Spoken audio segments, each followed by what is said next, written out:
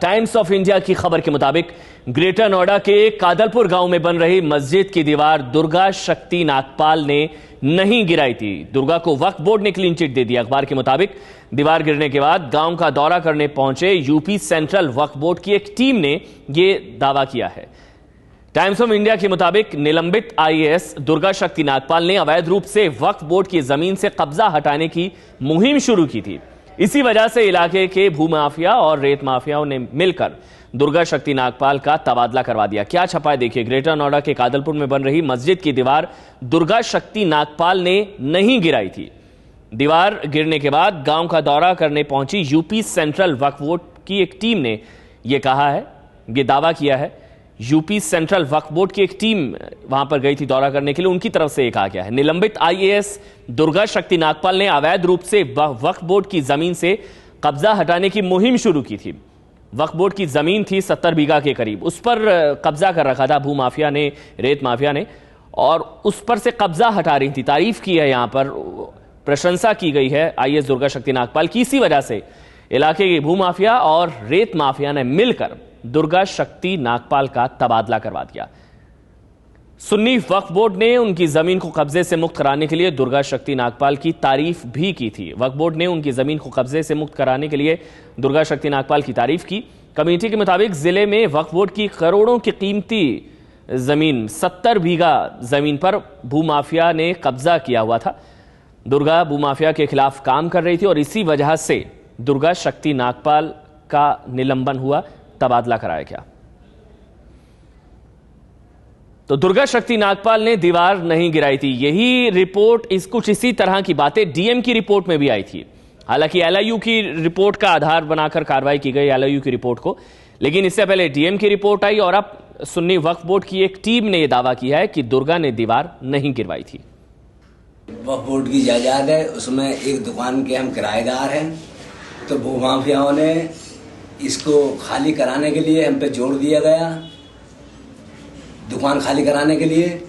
जब खाली हमने नहीं करी तो पुलिस से मिलके साठ-गांठ करके भूमाफियाओं ने और हमसे यहीं से चाबी लेना चाहा और आज तक भी कोई निर्णय नहीं हो पाया।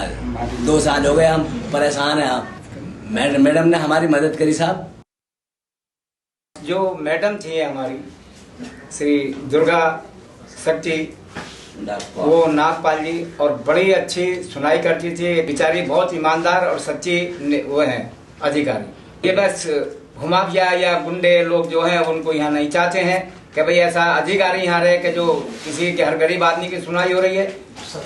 सच्चाई है जो बात है। तो डीएम की भी इससे पहले रिपोर्ट आई थी, उसमें भी यही कहा गया था कि दुर्गा शक्ति नागपाल ने मस्जिद की दीवार नहीं गिराई।